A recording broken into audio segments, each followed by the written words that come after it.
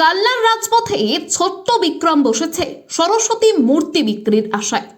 বিক্রমের চোখে শিল্পী হবার স্বপ্ন, কিন্তু বাধা হয়ে দাঁড়িয়েছে অর্থ।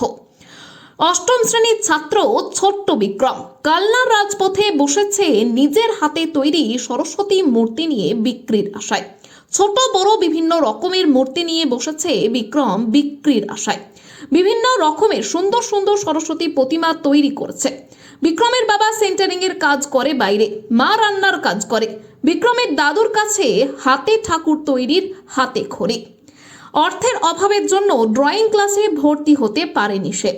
নিজের চেষ্টায় মাটি কিনে ঠাকুর বানিয়ে সেই ঠাকুর বিক্রি করে, সেই টাকা উপার্জন করে। আর সেই টাকা দিয়েই অন্য ঠাকুর বানানোর জন্য যে উপকরণ লাগে তা কেনে।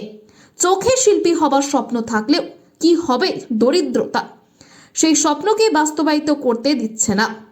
রীতা বছর ধরে এই ঠাকুর বানাচ্ছো তুমি? 4-5 বছর ধরে কি কি ঠাকুর বানাও? সব রকমই বানাই। এই বড় বড় কাঠামো ঠাকুর বাদে এমনি হাতে করে ছোট ঠাকুর বানাই সব। আচ্ছা, কি কি বানিয়েছো এতদিন? লক্ষ্মী ঠাকুর বানাই, গণেশ ঠাকুর, কার্তিক, সরস্বতী। আচ্ছা, আজকে কি বানিয়েছো? আগে সরস্বতী ঠাকুর বানিয়েছি। কটা বানিয়েছো? 13টা ছিল, এখন হচ্ছে যে 13টাই আছে, বড়টা নিয়ে আর ছোটগুলো 12টা আছে। বিক্রি করবে? হ্যাঁ ওই ঠাকুরের মুখ টুক ছাঁচ ওগুলো কি হাতে করেছো সব? হ্যাঁ, এগুলো হাতেই করেছি। এই যে ঠাকুর বানাচ্ছো বিক্রি করছো, এই টাকা দিয়ে কি করবে? এই টাকা দিয়ে হচ্ছে কি আমি ছবি আঁকা, কোনো ক্লাসে ভর্তি হবো ড্রয়িংয়ের, আর ঠাকুরের কাজেই আবার ইউজ করবো। পরের বার আবার এরপরে কি বানাবে? এরপরে হচ্ছে যে পয়লা বৈশাখে লক্ষ্মী গণেশ বানাবো। আচ্ছা, সেই জন্য কি টাকাটা হ্যাঁ হ্যাঁ, এর জন্য রেখে দেবো। জমিয়ে রেখে দেবো? হ্যাঁ, জমিয়ে রেখে দেবো, মাটি কিনবো, রং কিনবো। আচ্ছা, বিক্রি হয়েছে? বিক্রি একটা হয়েছে। কটা বানিয়েছো তাও? বানিয়েছি হচ্ছে 14টা। সরস্বতী কি কি বানিয়েছো? সরস্বতী কি বানিয়েছি, ওই যে কিউট সরস্বতী বানিয়েছিলাম দুটো, একটা বিক্রি হয়ে গেছে। আর এখানে যে কটা আছে। কিউট সরস্বতীও বানিয়েছো? হ্যাঁ, এই যে যা যা বিক্রি হবে এই টাকা দিয়ে কি করবে? এই টাকাতে হচ্ছে যে আমার ড্রয়িং ক্লাসে ভর্তি হবো আর ঠাকুরের কাছে ইউজ করবো। কি নাম তোমার? বিক্রম মল্লিক। বলছে এখানে ঠাকুর বানাচ্ছে, তিনি কে হয়? ও আপনার? ওটা আমার নাতি।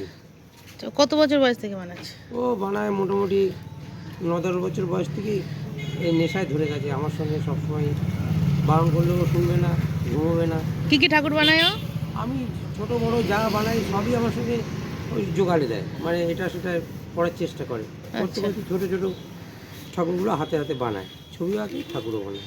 সরস্বতী যা বানিয়েছে সব হাতে না ছাঁচে? বানিয়েছে, সবই হাতে? হ্যাঁ হাতে বানিয়েছে। এই মাটিগুলো আমি মেখে দিয়েছি। কটা করেছে ও ঠাকুর বানিয়েছে? 12-13টার মতো করেছে। আর এই একটা ওদের বন্ধুরা কারা নেবে বলেছিল, ওই জন্য আর একটা করে। হ্যাঁ, আর হচ্ছে যে আপনার ওই এই যে যেই বিক্রি হচ্ছে টাকা দিয়ে কি করে ও? এইসব আবার নতুন নতুন মাল ফাল কিনবে, রং তুলি সাজ কিনবে। হ্যাঁ, এই এটা তো অনেকই, আমি তো আবার সব দিয়ে উঠতে পারি না। হ্যাঁ, আমিও সেরকম বিশেষ দিতেও পারি না। এবার ও করলে পরে সেই সব দিয়ে আবার সামনে কিছু মাল কিনবে, আবার নতুন করে করবে। এইসবই ওর চিন্তা ভাবনা। এই টাকা পড়াশোনা তো লাগাচ্ছে তো? পড়াশোনা তো এবার লাগাই, ঠেকা টাকা পড়লে ওর মা দেয়, বাবা দেয়, আমরাও যখন যেটুকু পারি দেই। আমাদের আর্থিক অবস্থা সেরকম ভালো না, বা ওদেরও ভালো না, ওই চলে কোনো রকমভাবে। তার মধ্যে থেকে ওর খুব ইচ্ছা ঠাকুর তৈরি করব বা ছবি আঁকবো, শিল্পী হবো। এতদিন খেলোয়াড়ের স্বপ্ন দেখছিলাম, সেখানে পৌঁছেছে